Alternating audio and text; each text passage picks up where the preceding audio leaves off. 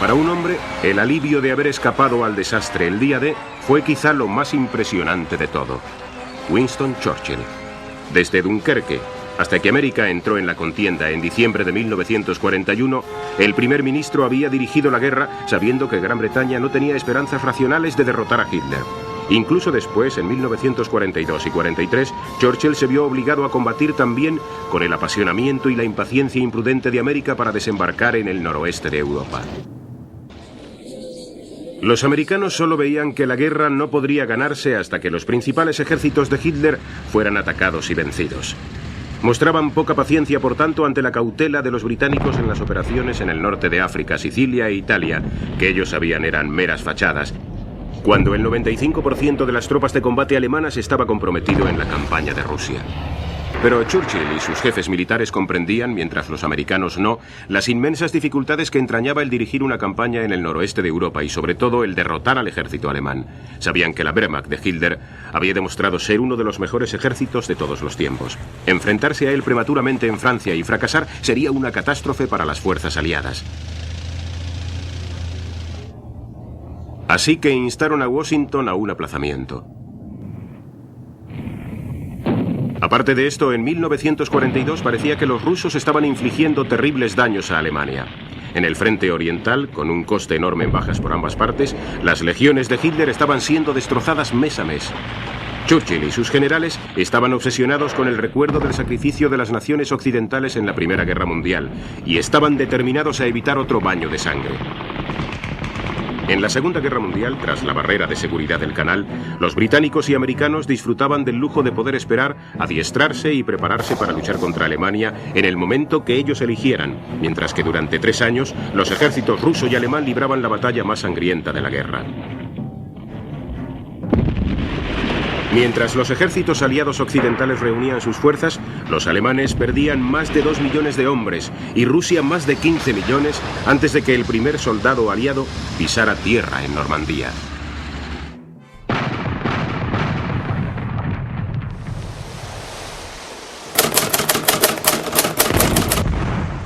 Aún así, dado el increíble poder del ejército alemán, Churchill temía una tragedia en Francia.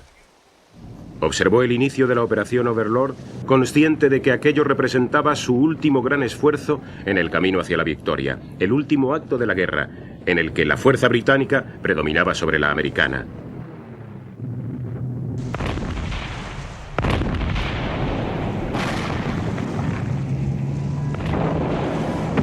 En la madrugada del día 6 de junio de 1944 y precedido del lanzamiento de paracaidistas de la infantería para proteger sus flancos, dio comienzo el desembarco de las fuerzas navales británicas, americanas y canadienses en las playas de Normandía, abriendo así la operación Overlord.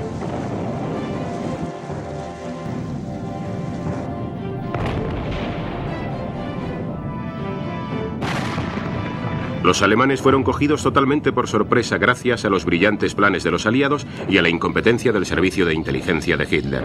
Solo una división Panzer se desplegó dentro de la zona de las playas. Muchos de los defensores eran reservistas, convalecientes, reclutas de la Europa del Este. Pero también tropas aisladas costeras lucharon con determinación sorprendente durante las vitales primeras horas del día D.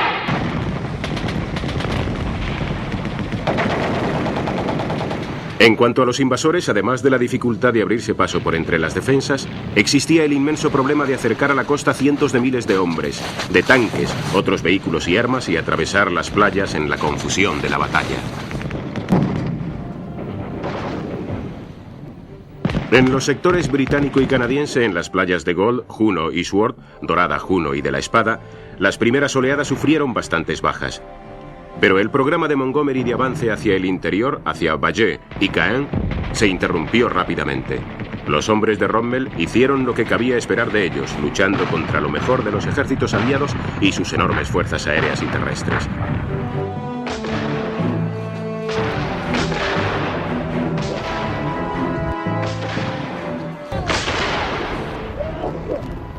La gran aglomeración de tanques y lanchas de desembarco en las playas le costaron a los británicos horas preciosas para el triunfo.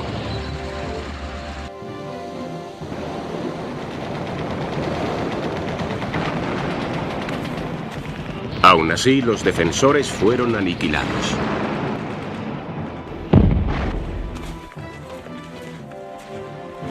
En el sector americano, en la playa Utah, las corrientes arrastraron a la cuarta división varios cientos de metros más al sur de su pretendido lugar de desembarco. Pero por suerte, esta resultó ser la franja más débilmente defendida de toda la costa. Los americanos avanzaron rápidamente hacia el oeste, hacia el interior, para establecer un frágil pero inestimable enlace con sus cabezas de puente aerotransportadas. Hacia el este, en la playa Omaha, la primera y la 29ª división atacaron las defensas alemanas más fuertes del día y se acercaron al fracaso. Durante toda esa amarga mañana, la infantería se vio acosada por el contraataque en las playas y bajo los riscos. Bradley, su comandante, estuvo a punto de suspender el asalto a Omaha, y la mayor parte de los hombres temieron como él que el desembarco hubiera resultado un fracaso. Solo después de horas de estancamiento y unas 4.000 bajas, un grupo de americanos avanzó por la ladera de la colina para atacar a los defensores alemanes. Centímetro a centímetro lograron abrir un camino hacia el interior desde la playa. El plan de los mandos americanos en Omaha fracasó, pero el valor y la iniciativa de unas cuantas decenas de hombres que luchaban en aquel punto impidieron el desastre. A media tarde, las fuerzas americanas habían alcanzado la cima. Al anochecer del día 6 de junio, los mandos aliados saboreaban el enorme alivio de saber que el primer gran riesgo de la campaña se había superado. Sus ejércitos habían logrado establecerse en la costa francesa. Con un coste de solo unos 2.000 hombres, más de 140.000 habían logrado desembarcar y se habían atrincherado desde Ouistreham hasta la península de Cherburgo. En los primeros días que siguieron al 6 de junio comenzó una carrera mortal entre los dos ejércitos rivales en Normandía para ordenar sus fuerzas en el campo de batalla. A pesar de la leyenda del día más largo, los estrategas aliados habían previsto que sería posible para sus tropas ganar terreno a algunas de las peores divisiones de la Wehrmacht el mismo día de. Todos sus temores se centraban en lo que podría seguir cuando invasores y defensores se afanaran por aventajar las fuerzas del contrario semana tras semana.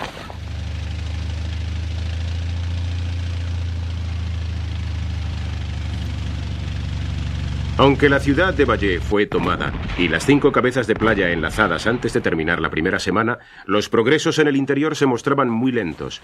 Los alemanes luchaban con gran valor y destreza. Los defensores demostraron su capacidad para resistir las balas y las explosiones enemigas sin abandonar. Los soldados aliados, preparados y entrenados durante meses para el desembarco, emplearon varios días en cruzar la playa para satisfacer las demandas de la batalla en el interior. En los primeros días después del 6 de junio, las divisiones de Montgomery intentaron romper el frente alemán con un asalto directo, pero demostró ser demasiado costoso y el ataque fue interrumpido. Más tarde, el 11 de junio, comenzó un movimiento de pinza alrededor de Caen. Por la izquierda, desde las posiciones ocupadas por la 6ª División Aerotransportada, envió a la veterana 51 Highland al ataque. Los escoceses estaban fatigados después de años de lucha en Italia y el desierto. Para decepción de Montgomery, su ataque fracasó. Asimismo, al oeste de Caen, la 7ª División acorazada, las famosas ratas del desierto, formaban la segunda punta de la pinza del plan británico. Sus tanques Cranwell se empeñaron en abrir una brecha en el frente alemán en Normandía. Pero en 2 sucesivos intentos, en Tilly y en Villers-Bocage, los británicos fueron recibidos por violentos contraataques y se vieron obligados a retroceder. Los alemanes ahora disponían de un frente continuo alrededor de la cabeza de playa de los aliados. No habría victoria hasta que este sector fuera suficientemente debilitado para que los aliados pudieran atravesarlo.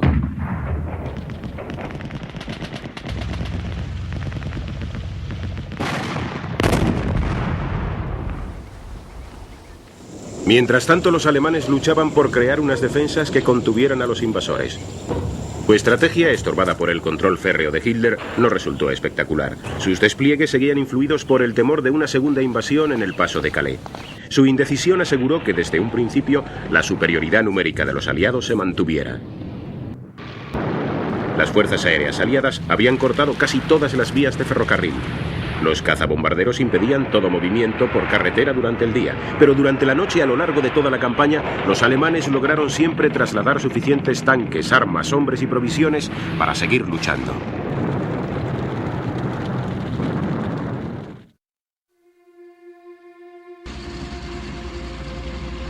En el flanco británico los progresos no eran mayores. El 26 de junio, 3 divisiones atacaron un frente de 4 millas entre Carpiquet y Roré, hacia las riberas cuajadas de árboles del pequeño río Don. La operación Epsom. 60.000 hombres, 600 tanques y 700 cañones fueron empleados en la batalla. Durante las primeras horas los progresos fueron buenos. Después, como de costumbre, los asaltantes se encontraron con una resistencia alemana contundente. Durante 4 días, la lucha experimentó flujos y reflujos hasta que por el río Odón se decía que corría sangre. La infantería británica, a pesar de todo su poderío aéreo y de artillería y el apoyo naval, en estas batallas en los bosques estivales y en los arroyos del noroeste de Europa, sufrió por primera vez parte del horror del frente oriental o de Flandes de una generación anterior. La defensa alemana durante las 10 semanas de la batalla de Normandía fue brillante. Von Rundstedt, Rommel y sus generales vieron siempre frustrados sus intentos de una gran contraofensiva por los aviones aliados y por su propia escasez de recursos. La demente negativa de Hitler a ceder terreno les impedía adoptar la razonable actitud de replegarse poco a poco. Pero los hombres de Rommel realizaban milagros diariamente, no cediendo terreno ante los contundentes ataques de los aliados, contraatacando para recuperar posiciones y obligando a los aliados a pagar un amargo precio por cada metro que conquistaban. Los jefes de Estado Mayor de los ejércitos aliados y los mismos soldados estaban consternados por las duras y sangrientas batallas que se veían obligados a librar en Normandía. Veteranos británicos y americanos habían venido del desierto, donde tarde o temprano podía hallarse un camino para rodear al enemigo y de esta forma evitar precipitadas confrontaciones a muerte. Entre los pueblecitos tan próximos entre sí no había rodeo posible. La infantería constituía solo un 14% de la fuerza del ejército y soportaba el 80% de todas las bajas. El número de víctimas del día D se vio multiplicado muchas veces en las semanas siguientes, y atravesar el frente alemán parecía tan imposible como el primer día. El plan de los aliados había pedido siempre un escudo protector británico, como lo llamó Montgomery en el este, que retuviera el grueso de la fuerza acorazada alemana mientras los americanos intentaban la expansión hacia el oeste. Y aunque más tarde Montgomery se empeñó en negarlo, ni sus colegas ni los americanos dudaron nunca que él hubiera deseado que ese escudo se estableciera al sur de Caen, donde había espacio suficiente para construir campos de aviación vitales.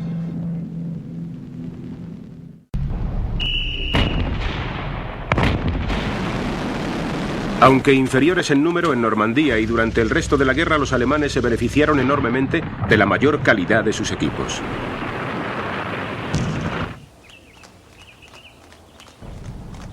Antes del día D, los jefes de Estado Mayor de los ejércitos aliados estaban bien enterados de esto, pero argumentaban que ellos poseían tal superioridad numérica que una ligera inferioridad en la calidad de sus equipos no tenía gran importancia. Y ya en el campo de batalla, una y otra vez, pequeñas unidades de tanques alemanes infligían terribles daños en las fuerzas blindadas aliadas. Los aliados contaban con la inapreciable ventaja del control absoluto del aire. Mientras la Luftwaffe solo podía organizar ineficaces incursiones aéreas de ataque sobre el ejército invasor y la cabeza de playa, los cazabombarderos aliados bombardeaban las posiciones alemanas sin compasión. En todas las batallas libradas en Normandía, los aliados procuraron sacar provecho de la enorme superioridad de sus fuerzas aéreas para abrir un camino para sus ataques. La fuerza aérea fue devastadora contra las comunicaciones. Sin embargo, las tropas atrincheradas se mostraban sorprendentemente resistentes a los bombardeos. Con gran consternación, los comandantes aliados aprendieron en Normandía que no había sustituto para el doloroso y costoso empeño humano en tierra.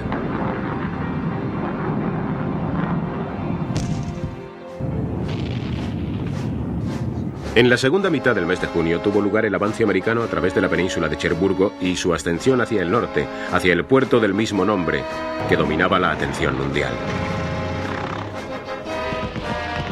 Se enfrentaron a una resistencia mucho menos poderosa que la que sufrieron los británicos. A unas fuerzas blindadas menos poderosas, pero su avance se vio dificultado por marismas, terrenos inundados y por acciones tenaces del enemigo. Muchas unidades de infantería americanas no habían entrado en acción nunca. Se vieron obligadas a aprender su tarea sobre la marcha con un doloroso coste en el campo de batalla. Los informes de los comandantes aliados ponían énfasis persistentemente en la lentitud de algunas unidades y la deficiencia de sus mandos.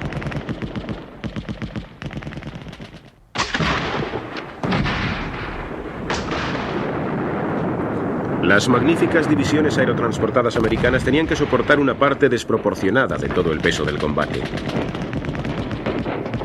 La guarnición alemana de Cherburgo defendía sus posiciones a lo largo de 4 días de dura lucha. Finalmente, el 27 de junio, la última de las guarniciones se rindió.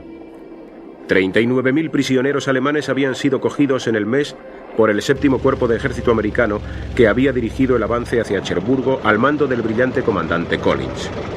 Este momento de triunfo, el justo castigo a la promesa de Hitler de hacer de Cherburgo una fortaleza, mitigó la desilusión de los americanos de que su captura hubiera llevado tanto tiempo.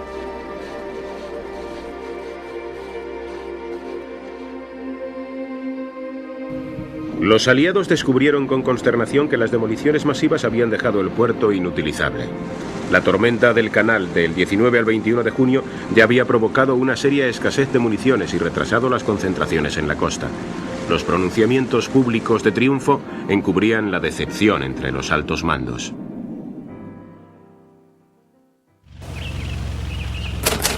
En los primeros días de julio, los americanos empezaron a atacar en dirección sur, su primer gran intento de avanzar más hacia el interior de Francia. Una vez más encontraron una dura resistencia e hicieron escasos progresos. Los británicos lucharon por conquistar las ruinas de Caen, que por fin se rindió a mediados de julio.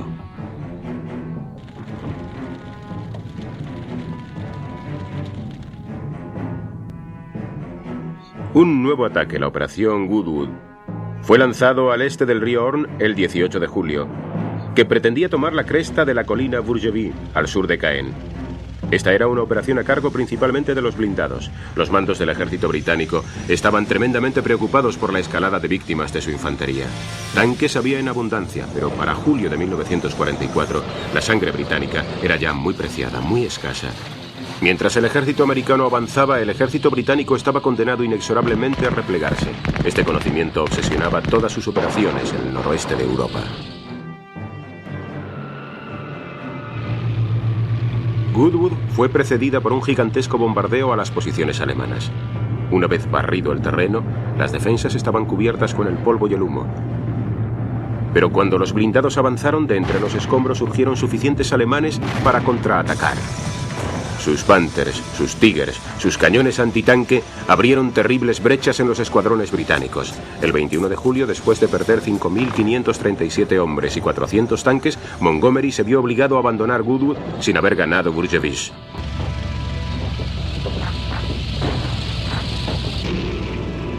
A medida que la paciencia de los aliados se acababa, la confianza de los americanos disminuía. Incluso la fe de Eisenhower y Churchill se debilitaba. La posición personal de Montgomery se vio seriamente dañada. Desde 1942, formaciones de aviones americanos habían atacado objetivos industriales alemanes con bombardeos diurnos de precisión.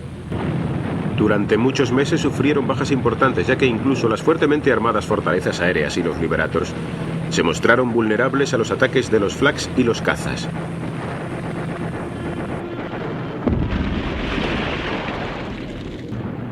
Pero en enero de 1944 el milagroso Mustang, el caza escolta de largo alcance, empezó a volar con ellos. En unas semanas este avión alcanzó la superioridad aérea sobre Alemania.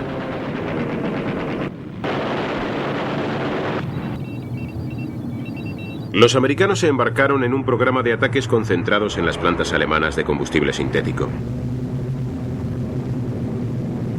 En el verano de 1944, la Luftwaffe de Goering estaba vencida e incapaz de ofrecer la más mínima resistencia contra los bombardeos diurnos americanos o los nocturnos de la RAF. Los transmisores por radar estaban ahora desplegados por Francia, extendiendo su alcance considerablemente. Solo el Bomber Command lanzó más bombas sobre Alemania en el último cuarto del 44 que en todo el 43. En los últimos 10 meses de la guerra se hizo más daño a las ciudades alemanas que en los 4 años anteriores.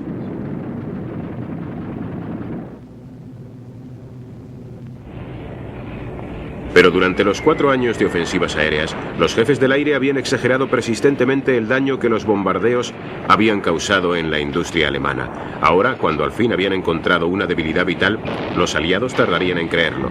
Las fortalezas aéreas fueron dirigidas a castigar otros objetivos: fábricas, arsenales secretos, apoyos terrestres. Los ataques a las plantas petrolíferas continuaron y debilitaron severamente la máquina de guerra del enemigo. Pero con el mal tiempo y la fuerte oposición, la puntería de las bombas americanas era poco más precisa que la de la RAF cuando atacaba las ciudades de noche.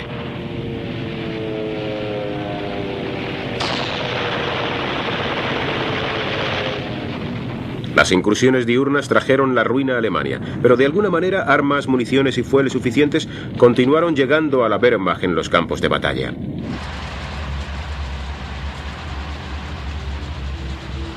Volar 30 veces sobre Alemania con mal tiempo entre flags y cazas, el riesgo de colisión, fue una de las experiencias más peligrosas y mortales de la Segunda Guerra Mundial.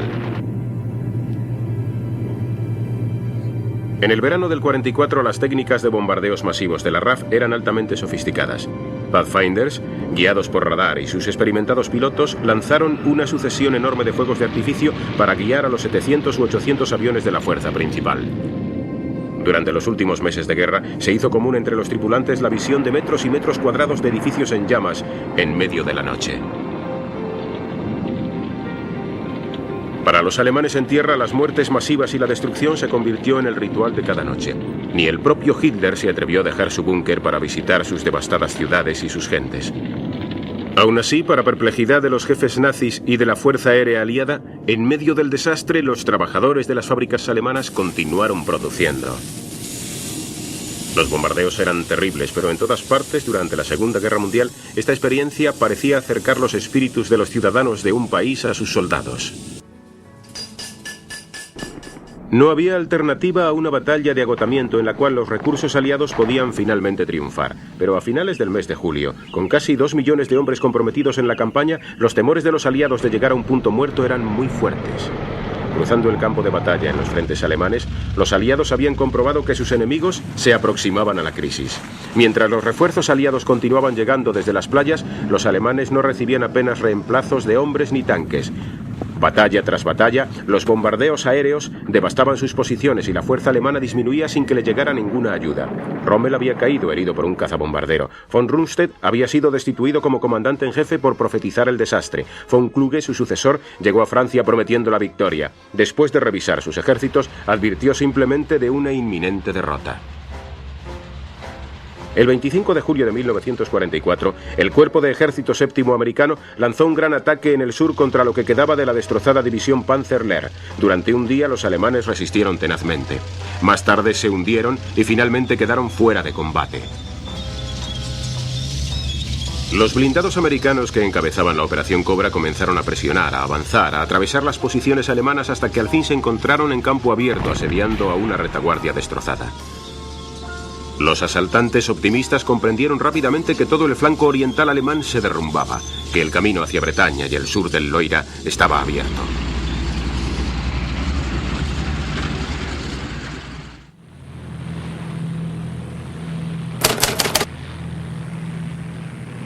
El 1 de agosto el tercer ejército del general Patton entró en la lucha, y Patton, que se había evitado las miserias de la batalla, experimentó la euforia de barrer atravesando Avranches y hacia el oeste, entrando en Bretaña a la cabeza de su ejército blindado. Algunas unidades americanas presionaron hacia el Loira y otras volvieron hacia el este por debajo y por detrás de los debilitados ejércitos alemanes.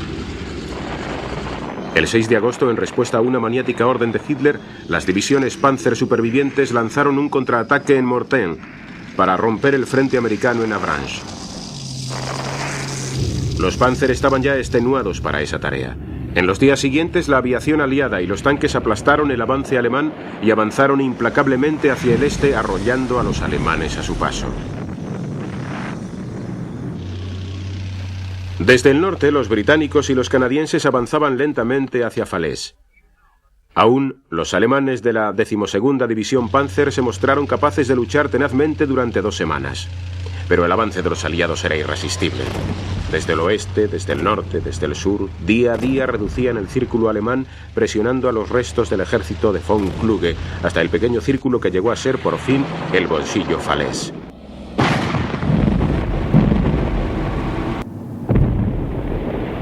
El lento avance hacia el sur de los canadienses y los británicos en la tercera semana de agosto hizo posible que algunos miles de alemanes escaparan hacia el este antes de que la red se cerrara el 21 de agosto. Pero se trataba de grupos aislados, no de unidades, y perdieron casi todo excepto sus vidas. Tanques, armas, transportes.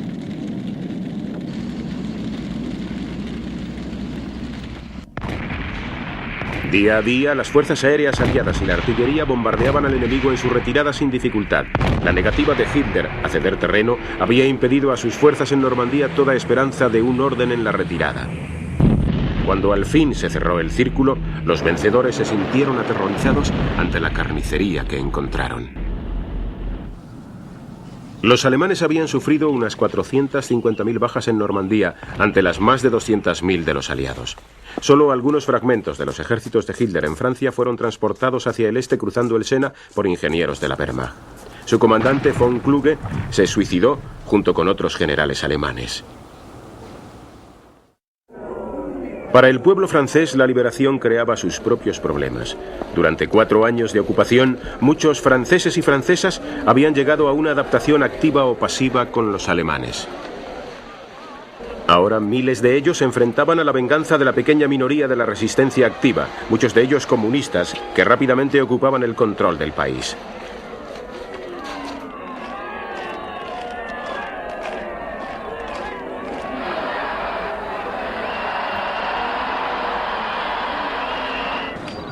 Por toda Francia, desde el día D, la resistencia había estado en acción atacando líneas de ferrocarril, líneas telefónicas y puestos alemanes.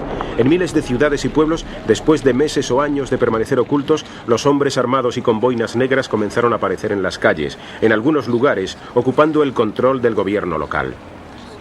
Es fácil ser escéptico sobre cómo una pequeña resistencia había logrado hacer daño a los alemanes y en el gran número de adeptos que pasaron a engrosar sus filas durante los meses de junio, julio y agosto después de no haber hecho nada durante 4 años.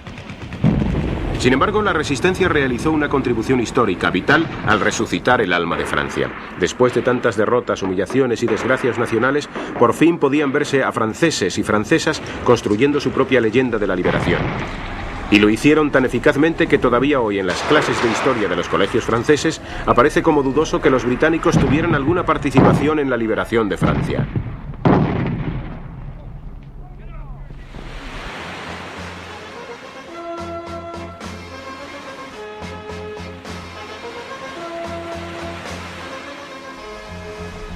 El 15 de agosto, la Operación Dragón lanzó a 3 divisiones americanas y 4 francesas a nuevos desembarcos en el sur de Francia.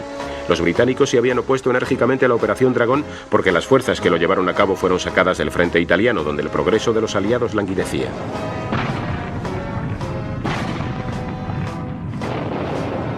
Las fuerzas alemanas destruidas u obligadas por la Operación Dragón estaban ya al borde de la retirada y el desembarco no tenía un propósito estratégico útil. Pero los americanos estaban determinados a concentrar todos los hombres y armas posibles en el campo de batalla que ellos consideraban vital en la frontera occidental alemana. Las columnas francesas y americanas dirigiéndose hacia el norte desde la Costa Azul y encontrando escasa resistencia, pronto se unirían con los ejércitos que avanzaban desde Normandía. Pero en esos últimos días de agosto, la tensión en París era muy fuerte. Mientras en todo el resto del país la resistencia libraba fieras batallas y sufría terribles represalias de los alemanes, la ciudad de París yacía dormida. De Gaulle en Londres temía que la batalla en las calles de la capital trajeran la ruina al mismo corazón de la civilización francesa o, peor aún, la dominación comunista. Y a medida que los ejércitos aliados avanzaban rápidamente hacia el Sena, la paciencia de la resistencia en París se agotaba. En la mañana del 19 de agosto, luchas dispersas surgieron por toda la ciudad y la resistencia intentaba tomar y controlar centros vitales. 50 alemanes y 125 parisinos murieron el primer día, y salvo momentos de tregua, la batalla se intensificó en los días siguientes.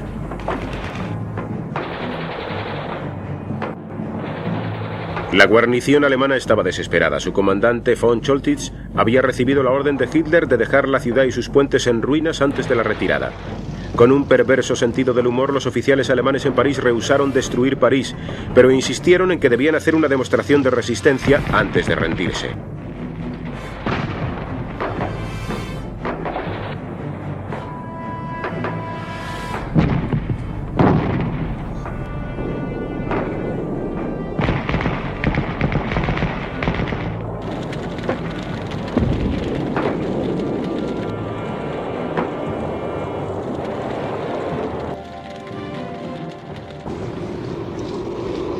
Las columnas blindadas aliadas barrían ahora hacia el este, siendo recibidas con alegría en todas las ciudades y pueblos por multitudes entusiastas. Esas gentes, al contrario que los habitantes de Normandía, no habían visto sus casas y granjas arrasadas como precio por su liberación. Para los soldados, después de semanas de angustia en el campo de batalla, este era un momento de euforia y liberación. Pero ahora, a la vista de las noticias urgentes que llegaban de la capital, las órdenes cambiaron. Una división blindada ocuparía la ciudad, no cualquier división, sino la de Leclerc, la Free French, la 12ª división blindada.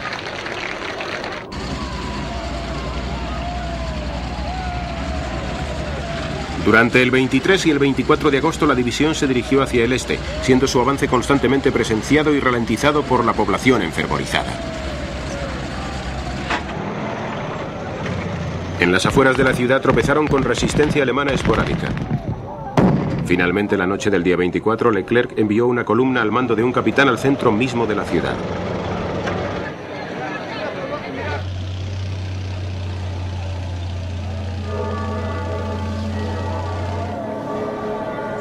Las campanadas repicaban en todo París. A la mañana siguiente, la Free French ocupaba la ciudad controlándola, y Leclerc recibió la rendición de von Cholitz.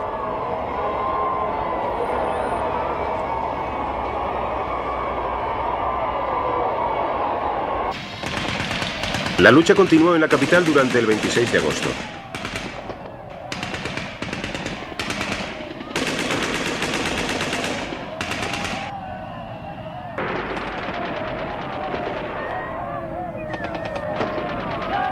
Ese día, en uno de los momentos incomparables del teatro de la guerra, de Gaulle se dirigió a pie con sus oficiales desde el Arco de Triunfo hasta Notre Dame para un gran Te Deum de acción de gracias.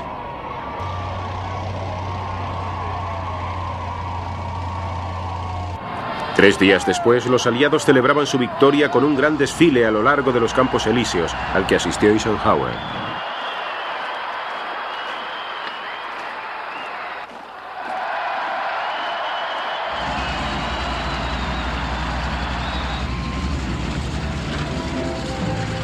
Y mientras los vencedores celebraban su triunfo en París, por toda Francia sus ejércitos continuaban su avance sin encontrar apenas resistencia. Los alemanes que quedaban solo querían huir hasta alcanzar las fronteras del Reich. El 31 de agosto los hombres de Patton cruzaban el Meuse. Al día siguiente se aproximaban a Metz en el Mosela.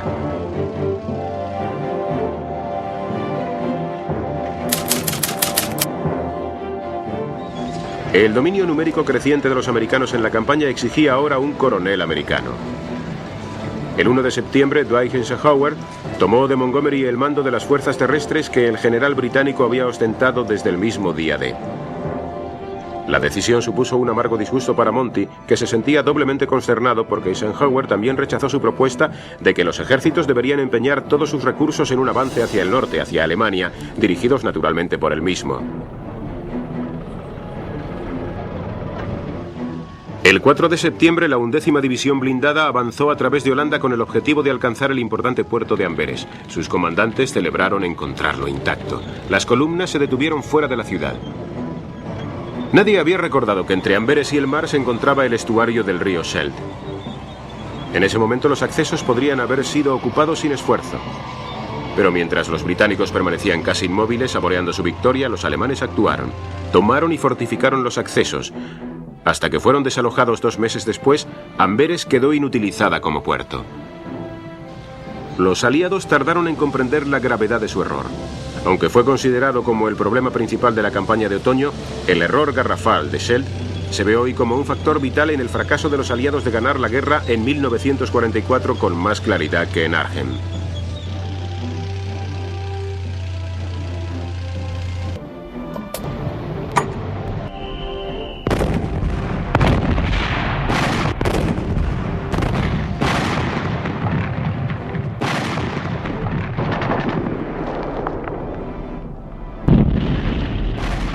Los ejércitos alemanes habían sido destrozados en el oeste y en el este. Berlín estaba solo a 40 minutos de vuelo en un avión.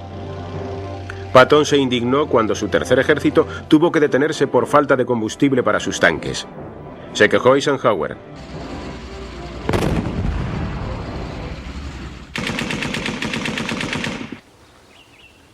Aun cuando los aliados se convencían de que la Wehrmacht estaba destrozada, en realidad ésta se preparaba para librar una nueva campaña defensiva.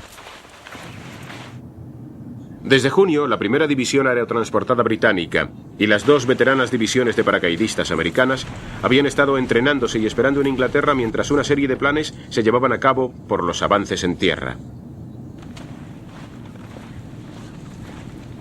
Montgomery, irritado ante el rechazo de su estrategia de entrar en Alemania, concibió un nuevo plan para el despliegue del magnífico ejército aerotransportado bajo su único mando. La gran operación se inició el domingo 27 de septiembre. La leyenda dice que mientras las tropas de paracaidistas volaban hacia Holanda, sus comandantes ignoraban la presencia de dos divisiones Panzer en Arnhem. Pero los Panzer se encontraban muy por debajo de su capacidad, y la operación Market Garden fue lanzada con la convicción de que los alemanes ofrecerían poca resistencia.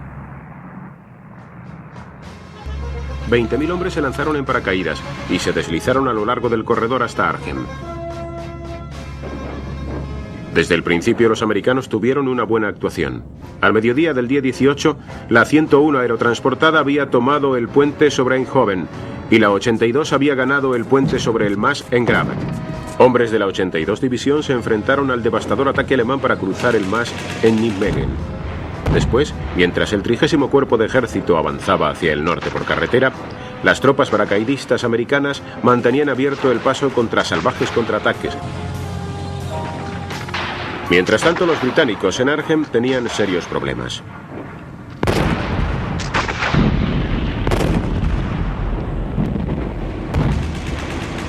Solo una unidad, la segunda de paracaidistas, se trasladó lo bastante rápidamente desde la zona donde había caído para asegurar el extremo norte del puente sobre el Rin. Otros batallones, librando la primera batalla de sus vidas, no percibieron la urgencia desesperada de sus acciones. Les faltó movilidad y poder de ataque para enfrentarse a la respuesta alemana, que llegó como de costumbre implacable y efectiva.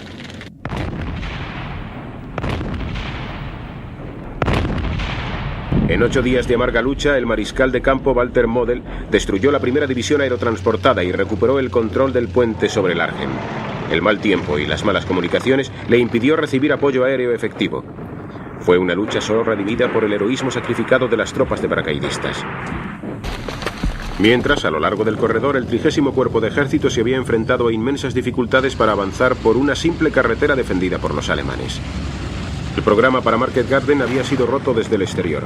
Es imposible no contrastar las 7.000 víctimas de la 6ª División Aerotransportada con las 130 de los blindados que encabezaban el avance por tierra. Entre las columnas terrestres no había sentido de la urgencia por enfrentarse a la crisis del momento. El 25 de septiembre, con solo elementos avanzados del 30º Cuerpo de Ejército que ocupaban una precaria posición en la ribera sur del Rin, los británicos no tuvieron otra elección que evacuar a 2.400 supervivientes de la primera división aerotransportada desde la zona de Arnhem. Market Garden acabó en un amargo fracaso y acabó con las esperanzas de Montgomery. Por todo el frente aliado, a medida que el otoño dejaba paso al invierno y la lluvia y el barro enlodaban los ejércitos, los soldados sabían que la última posibilidad de terminar la guerra en el año 44 se había esfumado. Los ataques locales se llevaban a cabo con poco entusiasmo. Aunque los aliados poseían una ventaja de 3-1 en hombres, tanques y armas sobre sus enemigos, el soldado alemán mantenía un sorprendente dominio psicológico sobre los ejércitos aliados.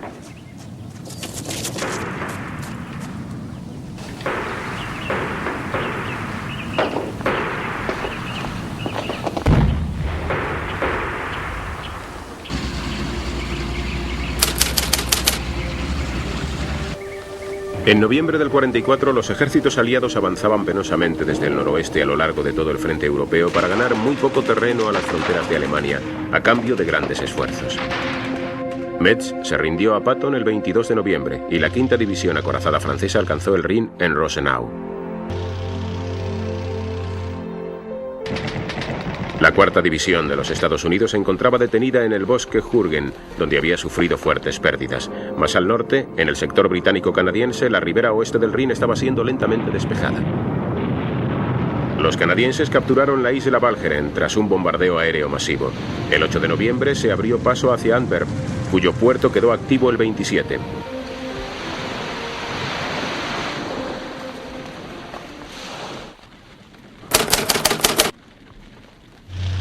El tercer ejército empujó a los alemanes lejos de la orilla oeste del Meuse a principios de diciembre, pero las últimas semanas del 44 fueron días de movimientos lentos y éxitos arrancados al enemigo a costa de vidas y de paciencia.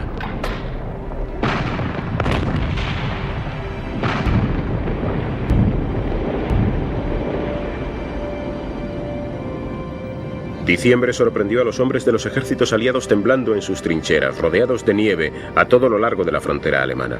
El primer ejército americano preparaba un ataque en el Rotterdams y el tercero de Patton organizaba también una ofensiva más al sur. Pero para la mayoría de los hombres en las colinas y bosques de pinos en la frontera, los peores enemigos eran el frío, el aburrimiento y la rutina de las patrullas. No hacía tiempo para grandes batallas. Durante algunas semanas, inteligencia había informado de la retirada de divisiones alemanas Panzer del frente. Los comandantes aliados especularon con la posibilidad de que el enemigo pretendiera hacer fracasar el ataque o de que Hitler intentara crear nuevas reservas. El único punto de vista que no se consideró en serio fue el de un ataque masivo por parte de los alemanes. Eisenhower, Bradley y sus generales pensaron que si los alemanes no podían reunir fuerzas para un ataque efectivo, una gran ofensiva destinada al fracaso solo aceleraría la derrota absoluta. Lo que los estrategas aliados no podían saber era que en septiembre Hitler en persona había ordenado un contraataque masivo en las Ardenas en contra de las sugerencias de todos sus generales. La operación Vigilancia en el Rin fue su decisión personal para el desánimo de sus más fervientes seguidores. En noviembre y diciembre, a pesar de la falta de confianza de los generales en el plan, con meticulosa dedicación los alemanes reunieron fuerzas y aprovisionaron de combustible para los tanques. Sacaron todas las reservas acorazadas de las fábricas. El mal tiempo que impedía los vuelos de reconocimiento aliados apoyó sus preparativos. A medida que el campo de batalla iba retrocediendo hacia Alemania, las unidades se comunicaban más por línea terrestre y menos por radio, de forma que sus secretos llegaban en menor grado a los aliados.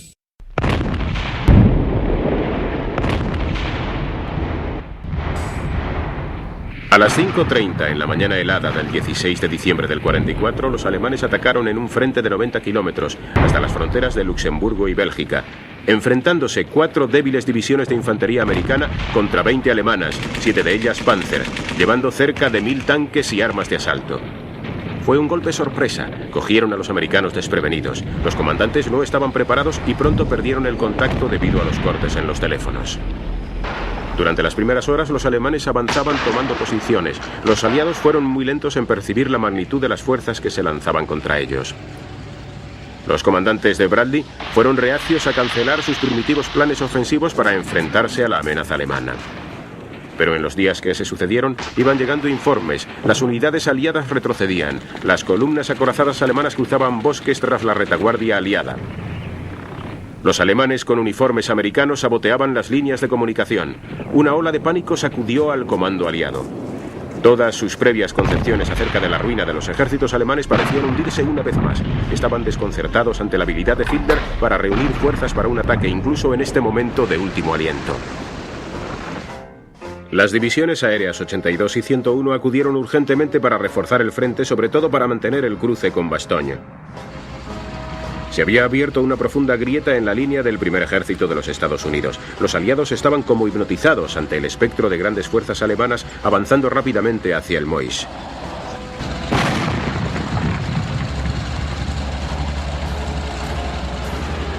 Pese a todo, en la punta de lanza nazi, el abatimiento iba tomando cuerpo.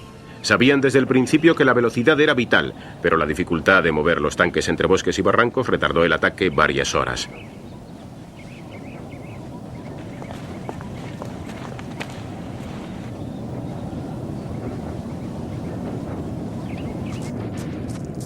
Una feroz resistencia americana mantenía la ofensiva, sobre todo en Moschau, donde los alemanes tuvieron numerosas bajas.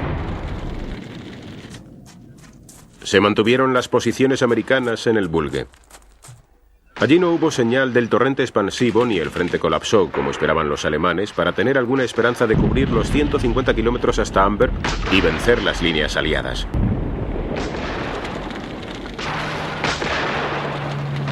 Las promesas de la Luftwaffe de apoyar el ataque desde el aire no se estaban cumpliendo. Y el miedo de los generales crecía.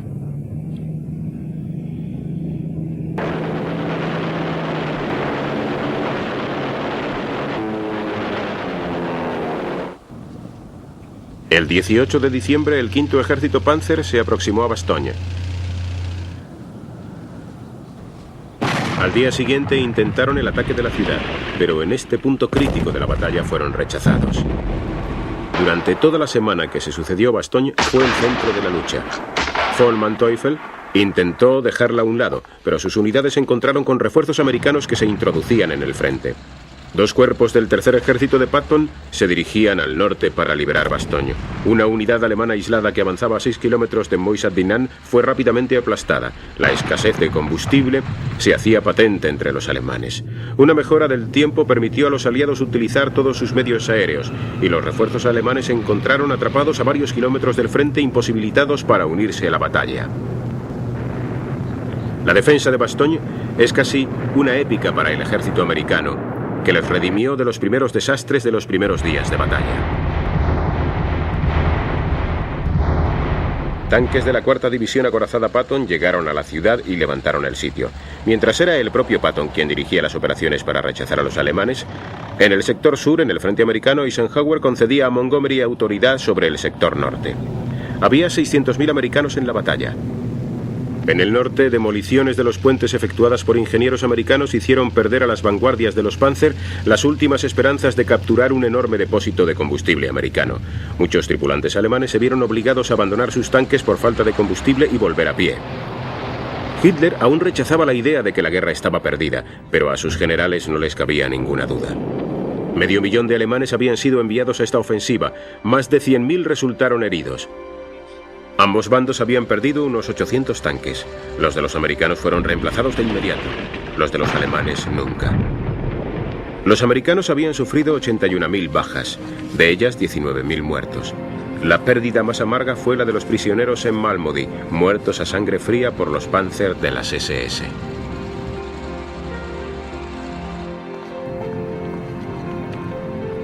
Para los alemanes, como ya habían predicho los generales de Hitler, la ofensiva resultó un desastre con grandes pérdidas de hombres y material sin ningún resultado útil.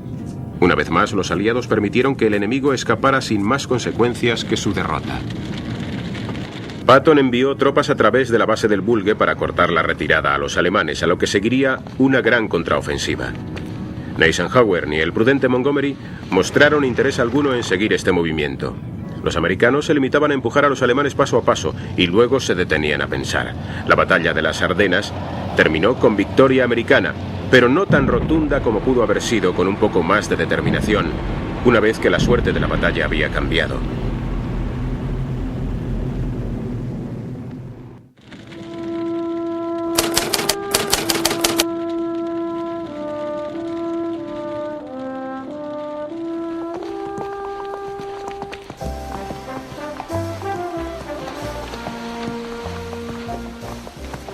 En el frente oriental, el Ejército Rojo provocó igual catástrofe al grupo central del ejército de Hitler. No debe olvidarse que mientras el día D los alemanes desplegaron 59 divisiones contra los invasores angloamericanos, en el este mantenían 165, incluidas 18 Panzer. Fue en el este donde los alemanes sufrieron 10 millones del total de 13,5 millones de bajas. 50 rusos murieron por cada americano, 40 por cada inglés. La historia ahora reconoce que en la Segunda Guerra Mundial fueron los rusos los que soportaron lo más duro de la tarea de acabar con la Wehrmacht. En Stalingrado, en Leningrado, en Kursk y Kharkov y Cherkasy, el Ejército Rojo fijó sus bases. Desde allí lanzaba las devastadoras contraofensivas que obligaban a los alemanes a retroceder mes a mes, año tras año. En Zhukov y Koniev, Stalin había encontrado comandantes de calidad excepcional. A medida que el ejército alemán retrocedía hacia las fronteras de Rusia y hacia Polonia, con la ofensiva de invierno del 43, el problema que más constreñía a los rusos era el de la falta de provisiones. En los últimos 18 meses de la guerra, los rusos lanzaron una sucesión de grandes ofensivas que hicieron retroceder a los alemanes durante tantas semanas como los atacantes pudieron contar con combustible y provisiones. Después, el Ejército Rojo se detenía durante semanas o meses para hacer recuento de prisioneros y reunir recursos. Von Manteuffel, uno de los líderes de los Panzer alemanes, describió el temor de sus hombres ante el modo como sus enemigos marchaban a la guerra. El avance de un ejército ruso es algo que los occidentales no pueden imaginar. El soldado lleva un saco a la espalda lleno de secos mendrucos de pan y vegetales crudos recogidos por el camino de los campos y los pueblos. Los caballos comen la paja de los tejados de las casas. Cuentan con poco más. Y sin embargo, este ejército funcionaba ayudado por la maníaca negativa de Hitler de permitir a sus generales el retirarse a una línea más defendible en un frente más estrecho.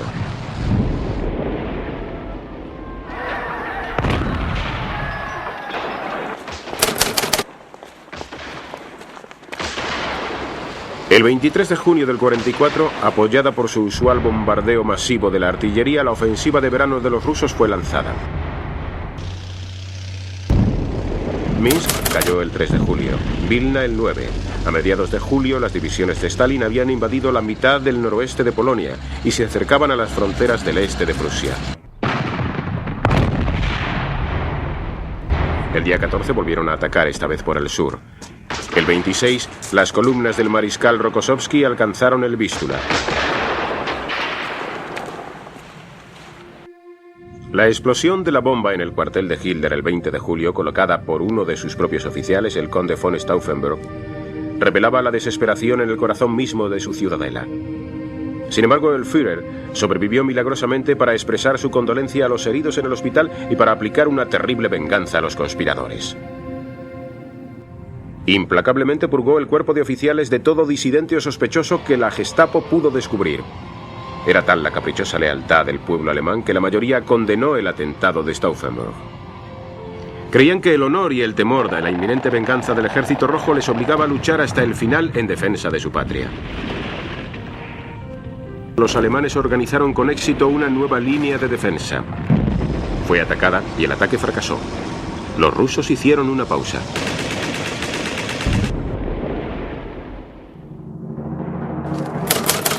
El 1 de agosto, los comandantes de la resistencia polaca, el Ejército Nacional de Varsovia, movilizó sus fuerzas contra sus ocupantes, esperando alcanzar el control de la capital antes de que llegaran los rusos. Pero los rusos no aparecieron, a pesar de las desesperadas llamadas por radio de los polacos, a pesar de los ruegos y las imprecaciones de Churchill y Roosevelt. Las divisiones de Stalin permanecieron inmóviles durante 62 días de terrible lucha que siguieron.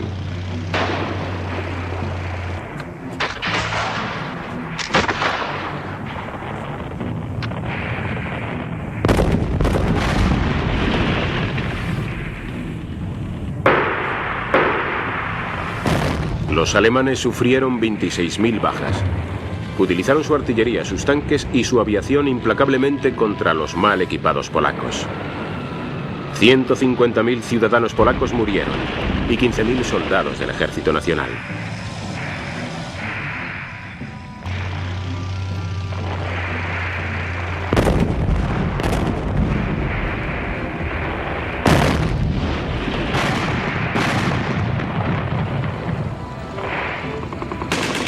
La lucha no terminó hasta el 2 de octubre.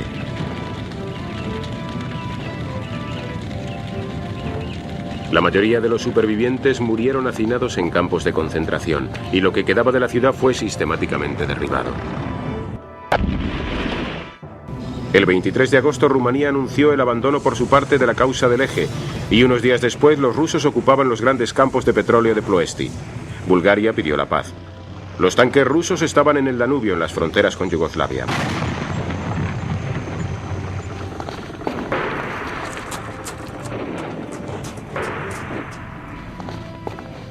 En el este y en el oeste parecía que el imperio nazi se arrodillaba.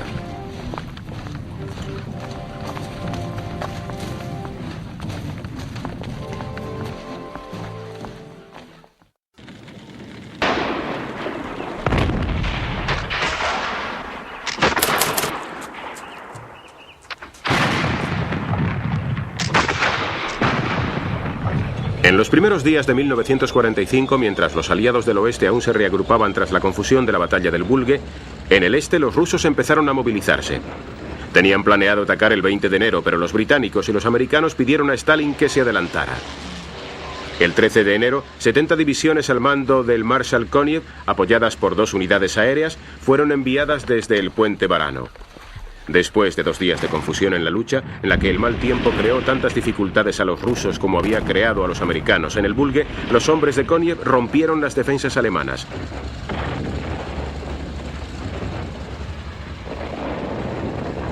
Los rusos empezaron a avanzar hacia el oeste.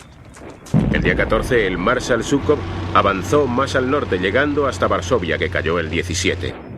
El 19, los hombres de Koniev llegaron a la frontera de Silesia, la segunda región industrial alemana después del Ruhr. Al final de la primera semana de ofensiva, los rusos habían avanzado 150 kilómetros en un frente de 600.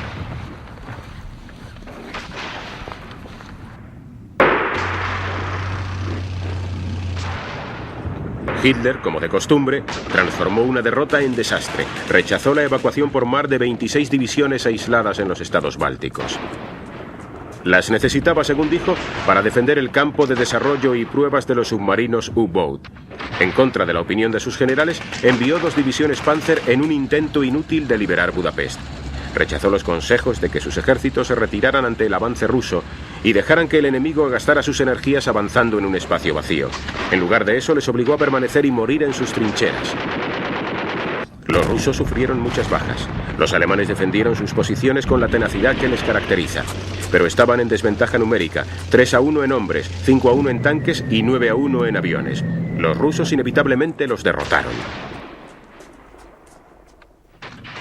El 26 de enero, los hombres del Marshal Rokossovski alcanzaron el Golfo de Danzig, cerca de Elbing. Koniev cruzó el Oder en un frente de 90 kilómetros. Había avanzado 270 kilómetros en menos de 2 semanas. Después se detuvo en Neisse.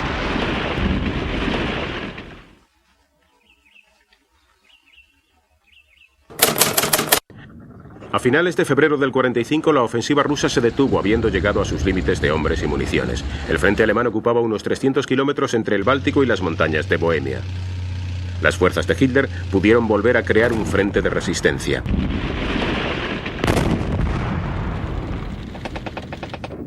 Hitler había tomado la decisión de emplear cada hombre, tanque y arma que pudiera conseguir contra el Ejército Rojo.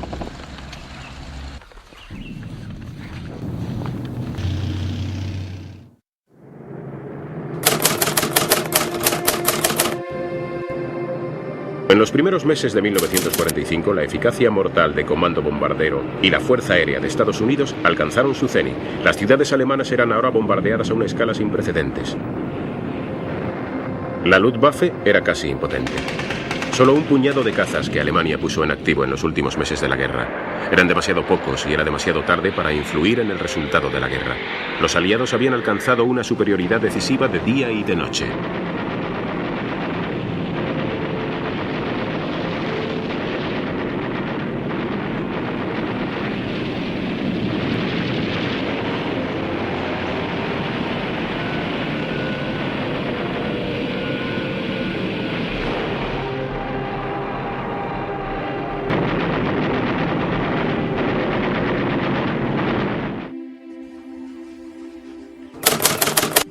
A primeros del mes de febrero del 45 se reunieron en Yalta, en Crimea, los 3 jefes militares de la Gran Alianza en la última gran conferencia.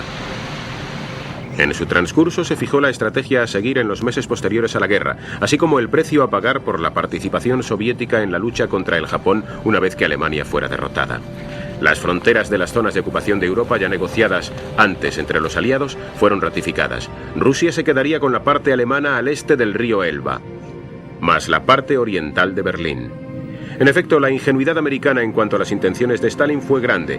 Sin embargo, es una realidad histórica que Rusia había pagado un precio desorbitado por la derrota de Hitler. Ahora Stalin estaba decidido a cobrar su recompensa, ejerciendo la hegemonía sobre la Europa oriental, desde la cual sus ejércitos habían desplazado a Alemania.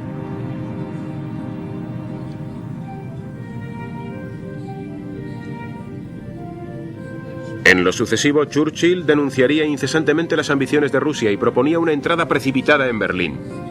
Es imposible creer que tal acción hubiera alterado el mapa de Europa de la posguerra. En todo caso, los aliados no tenían ganas para un enfrentamiento con Rusia.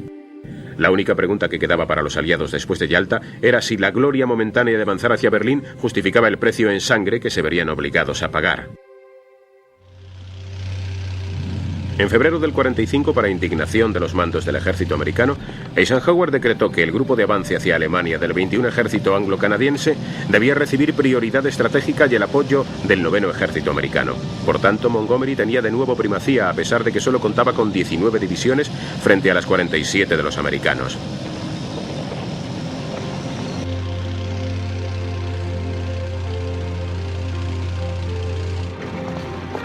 Los británicos atacaron el Ruhr y el Rin por el norte, pero las iniciativas americanas por el sur amenazaron los planes de los generales.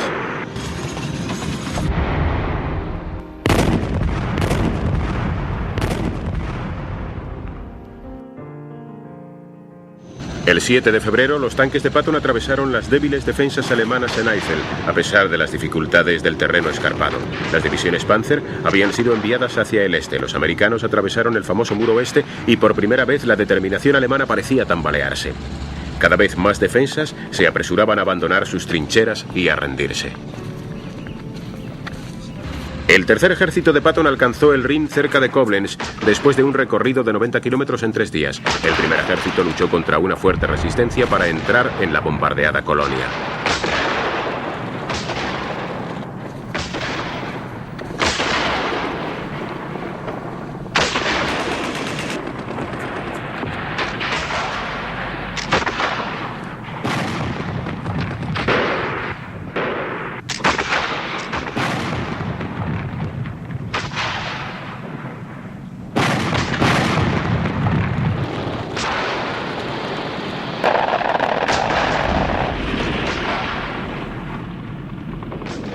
En la noche del 13 de febrero de 1945, el comando bombardero voló sobre Dresde. Este ataque no era diferente a los otros en las mentes de los estrategas, pero una terrible combinación de bombas precisas, mal tiempo y azar contribuyeron a generar una tormenta de fuego parecida a la que había acabado con Hamburgo y Darmstadt.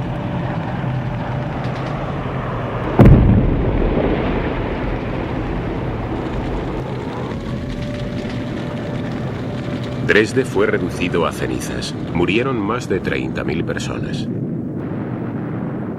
En las filas aliadas existió durante toda la guerra cierta oposición al bombardeo de ciudades por causas morales o estratégicas.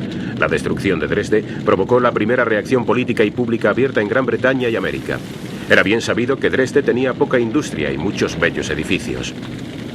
Puede que ahora que el fin estaba tan cerca, algunos entre los victoriosos sentían que podían permitirse clemencia para los vencidos.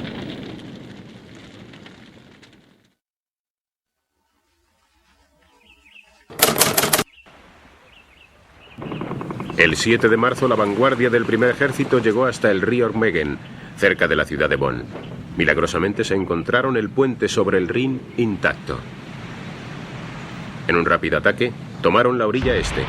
Los hombres empezaron a cruzar el puente a pesar de los desesperados esfuerzos de los alemanes para hacer fracasar este avance hacia el corazón de Alemania.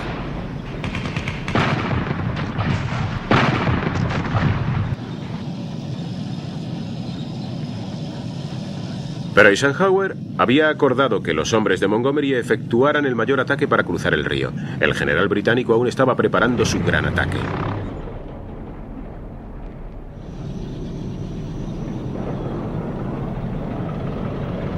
En las 3 semanas siguientes, mientras los americanos terminaban de despejar la orilla oeste y esperaban a los británicos, la impaciencia y rencor se iban intensificando.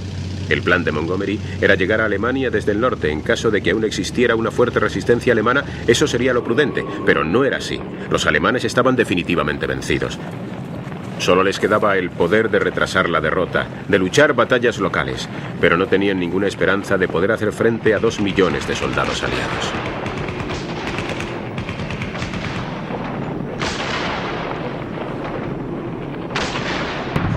En el último momento, Hitler sustituyó a su general veterano von Rundstedt por Albert Kesselring, que había llevado brillantemente la defensa de Italia. Pero Kesselring no podía defender mejor que Rundstedt la Alemania del Oeste con los restos de un ejército. Incluso cuando el puente Remagen por fin se derrumbó después de un intenso bombardeo y el ataque de artillería de los alemanes, los americanos no tuvieron dificultades en reemplazarlo y continuar el avance hacia el este.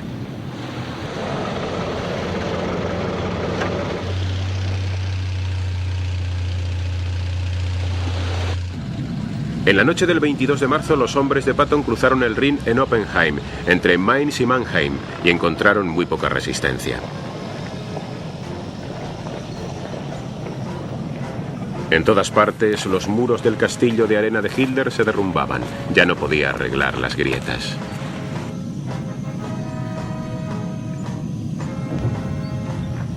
El 23 de marzo comenzó el terrible bombardeo para cubrir el cruce del Rin por parte de Montgomery en Wesel. 59.000 artificieros británicos y americanos prepararon este avance y despejaron los obstáculos alemanes. 3.000 armas y los enormes y pesados bombarderos de las fuerzas aéreas aliadas devastaron las defensas alemanas.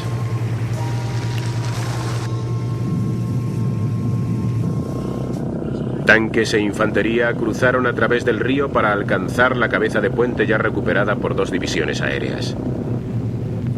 Esta fue la más grande operación paracaidista de toda la guerra y probablemente de todos los tiempos.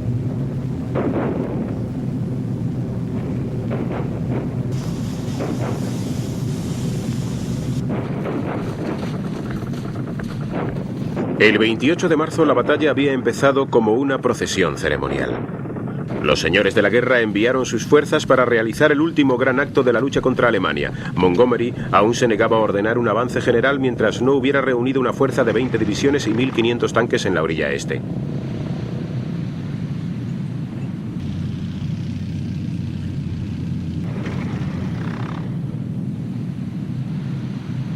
Cuando sus hombres por fin empezaron a avanzar, el mayor obstáculo que encontraron no fue el ejército alemán, sino las montañas de escombros levantadas por los bombardeos aliados.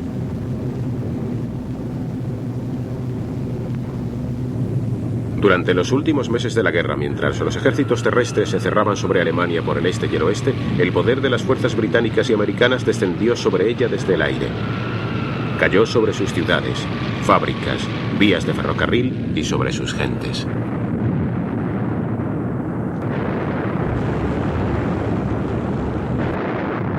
Al final de la guerra, unos 600.000 ciudadanos alemanes habían muerto a causa de los bombardeos aliados. En esos últimos meses se arruinó la economía alemana tal y como los jefes del aire habían pretendido durante 4 años.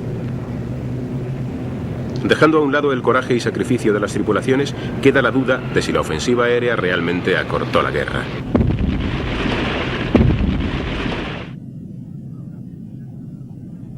Ahora que el final estaba tan cerca, muchos soldados aliados evitaban arriesgar la vida. Cuando encontraban pequeños grupos de resistencia alemanes formados por adolescentes fanáticos o supervivientes de las SS, recurrían a la artillería o al apoyo aéreo para acabar con ellos.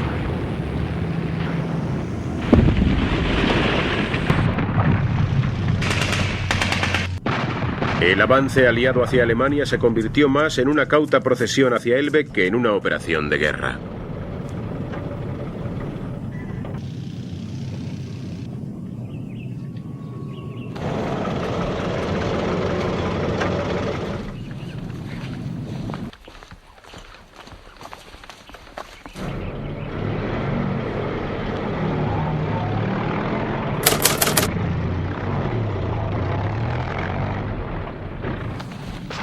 A mediados de abril de 1945, el primer y el 9º ejército de los Estados Unidos habían rodeado el Ruhr, donde pocos días después cayeron en sus manos 325.000 prisioneros, incluidos 30 generales. Model, su comandante, se entrega, siendo uno de los 101 generales alemanes que lo hizo en el transcurso de la guerra. En Berlín, Hitler y sus comandantes estaban bien informados de los planes aliados para la partición de Alemania. Cada día, la capital en ruinas se tambaleaba bajo los incesantes bombardeos aéreos. 87 incursiones aliadas en menos de 3 semanas.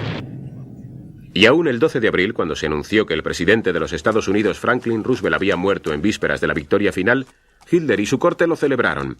Todavía fantaseaban acerca del inminente colapso de la Gran Alianza, un conflicto armado entre los vencedores, como la promesa de salvación para ellos.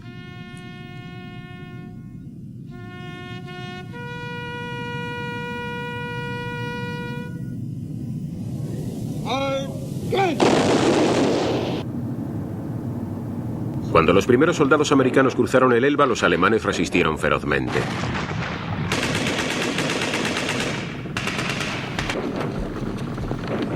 Los canadienses se vieron obligados a soportar algunas de las batallas más duras de toda la campaña para atravesar los ríos y canales de Holanda, para tomar Arnhem el 14 de abril y alcanzar el Mar del Norte 2 días después. Para los aliados, estos fueron un montón de viejos recuerdos de 7 meses emotivos.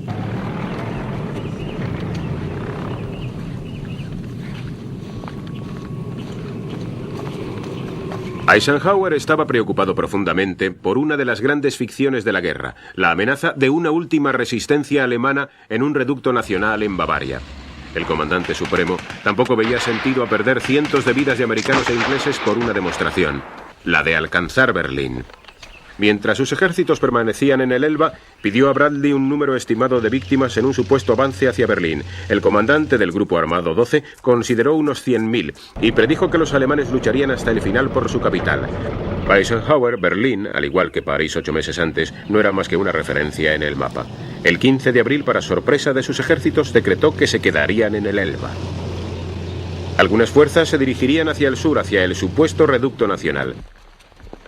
Se dejaría a los rusos que pagaran el enorme precio en sangre por la capital de Hitler y por la Alemania Oriental, que además era el botín que se les había prometido.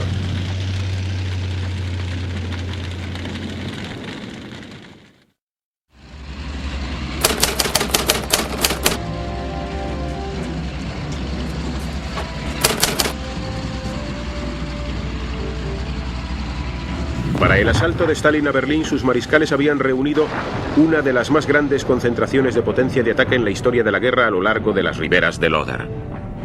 Su artillería machacó las defensas alemanas durante horas antes de que la infantería atacara el 16 de abril. Fue la última resistencia de la Alemania nazi. Los defensores vieron ante ellos el espectáculo del absoluto hundimiento de su nación, el saqueo de su capital, la violación de sus mujeres, que ahora sumaban 2 de los 2,5 millones de supervivientes de la población civil.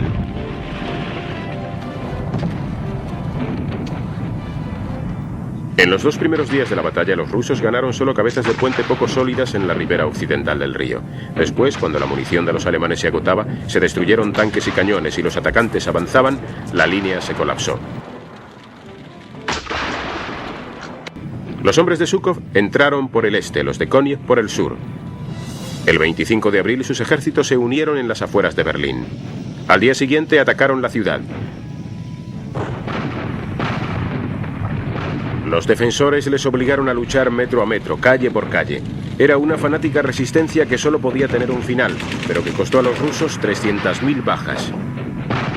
Si es discutible que los alemanes habrían luchado menos ferozmente contra ocupantes británicos y americanos, no hay duda de que los cálculos de Bradley sobre el coste de víctimas de los aliados occidentales por la toma de Berlín eran fundados. E incluso mientras la artillería acababa con los últimos edificios de la capital, bajo su corazón, en su búnker, Hitler escenificaba la última grotesca representación de su reinado. Se siguieron dando órdenes para la ejecución de los conspiradores contra él y se siguieron cumpliendo. Se solicitaban locas demandas para el sacrificio de sus soldados y se cumplían. Hitler se casó con su amante Eva Braun, la más triste de las compañeras del gran tirano. Se despidió de sus hombres, nombró al almirante Karl Dönitz como su sucesor como Führer y en la madrugada del 30 de abril se quitó la vida junto a su mujer. La infantería rusa estaba a pocas manzanas de allí.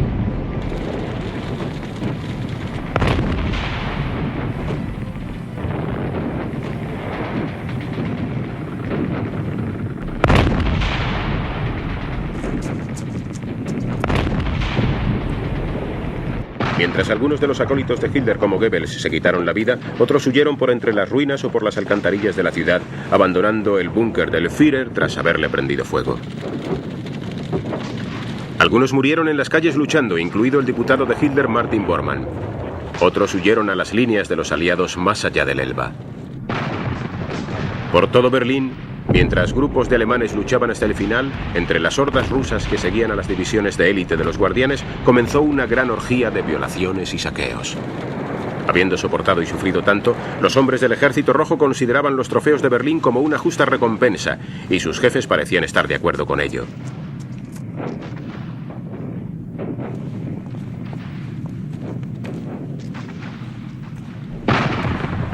A las 3 de la tarde del 2 de mayo, un gran silencio se adueñó de la ciudad. La última de las guarniciones alemanas se había rendido.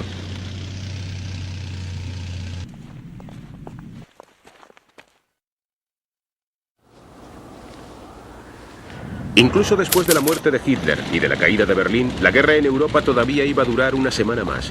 Mientras los ejércitos aliados se extendían por toda Alemania para completar su ocupación, muchos miles de hombres más continuaban muriendo. Quedaban grupos de fanáticos resistentes que había que vencer. Además, todas las unidades alemanas que se enfrentaban a los rusos luchaban ferozmente por cruzar al frente occidental y rendirse a los aliados occidentales antes que al Ejército Rojo.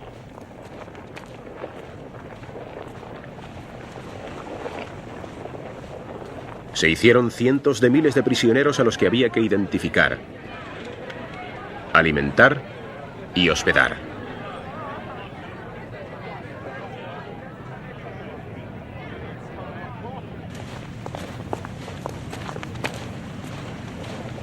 A medida que los prisioneros alemanes pasaban a la cautividad, miles de aliados eran liberados.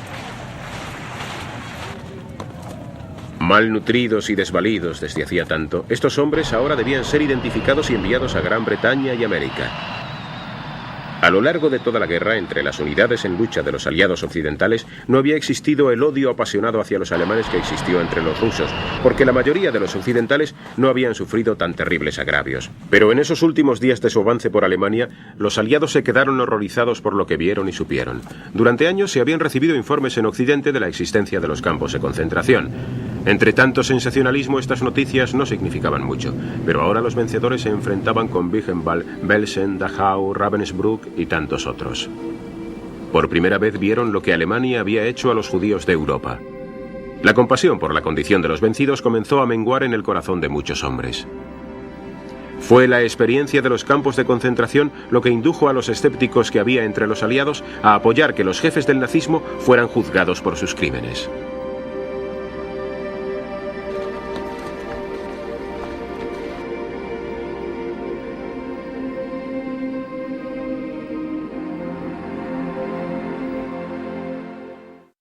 Fue objeto de gran alivio en las capitales occidentales que el 2 de mayo el 21º Grupo de Ejército había desalojado toda Holanda y el norte de Alemania, así como la costa del Báltico.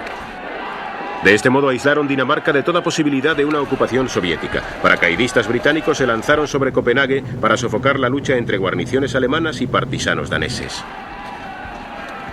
El 4 de mayo, 1 millón de soldados alemanes en los Países Bajos, Dinamarca y el noroeste de Alemania se rindieron a Montgomery en el cuartel general de su 21º Grupo de Ejército en Lüneburg Head. Representantes alemanes alcanzaron el cuartel general del general Eisenhower en Reims el 5 de mayo y procuraron prolongar las negociaciones para su rendición para facilitar la huida de todos los alemanes posibles a Occidente antes de que se cerraran las fronteras entre la zona soviética y angloamericana. Los aliados rechazaron esa maniobra. A las 2:41 de la madrugada del 7 de mayo, la delegación alemana firmó formalmente su rendición incondicional. Al día siguiente, el 8 de mayo, el primer ministro Churchill y el presidente Truman declararon oficialmente el final de la guerra en Europa.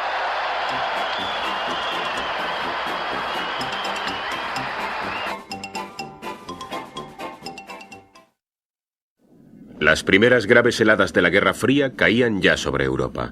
Por muchos intercambios de cortesías entre generales y banquetes para los generales rusos y angloamericanos, la implacable hostilidad de los soviéticos era ya aparente.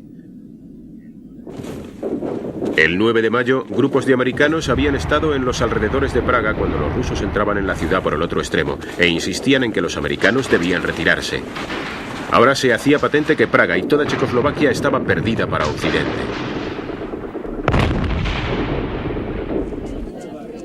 Entre todas las alegrías por la victoria, para muchas personas coherentes era una ironía trágica que Polonia, por cuya libertad Gran Bretaña y Francia habían entrado en guerra contra Hitler en septiembre del 39, permaneciera ahora dentro de las fronteras soviéticas.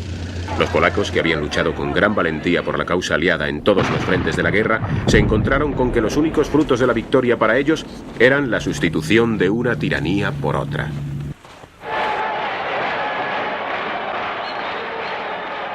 El gobierno de Alemania fue asumido por oficiales de las fuerzas aliadas bajo la dirección global de Eisenhower, que estableció su cuartel general en el gran complejo industrial IG Farben en Frankfurt. La hostilidad del comandante supremo hacia los alemanes se mantenía implacable. Les culpó del inicio de la guerra y de prolongarla innecesariamente.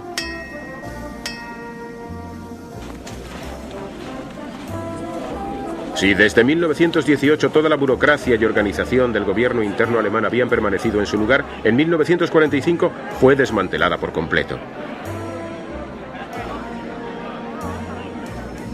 Alemania comenzaba unos años de verse regida por sus conquistadores, de ser una sociedad de empobrecidos y resentidos, del mercado negro y los fugitivos, de los que sentían una profunda culpabilidad por el horror que su sociedad había provocado en Europa y aquellos que sencillamente lamentaban haber perdido.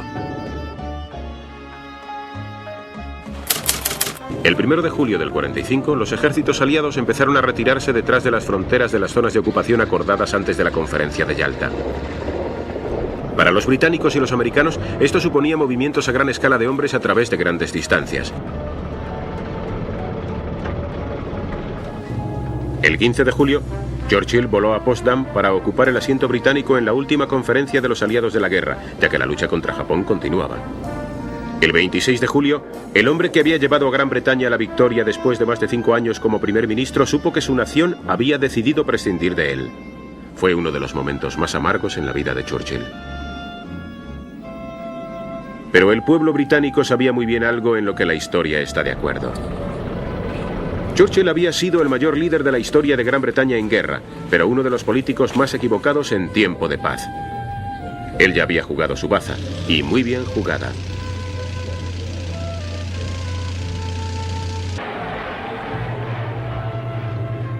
Clement Attlee, líder del Partido Laborista y ahora primer ministro, volvió a Potsdam como representante de su país.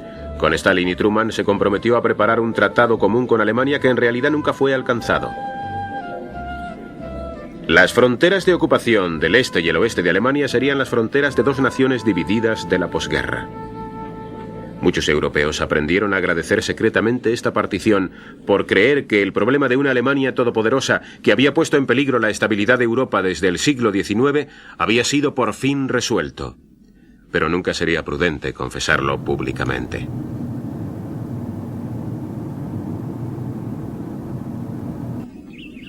De los líderes enemigos, Himmler se quitó la vida después de ser capturado. Göring se suicidó horas antes de su ejecución en Nuremberg. Keitel, Joll, Ribbentrop, Streicher y otros criminales menores fueron ahorcados. Muchos más, incluido Hess, Speer y Dönitz, cumplieron largas condenas.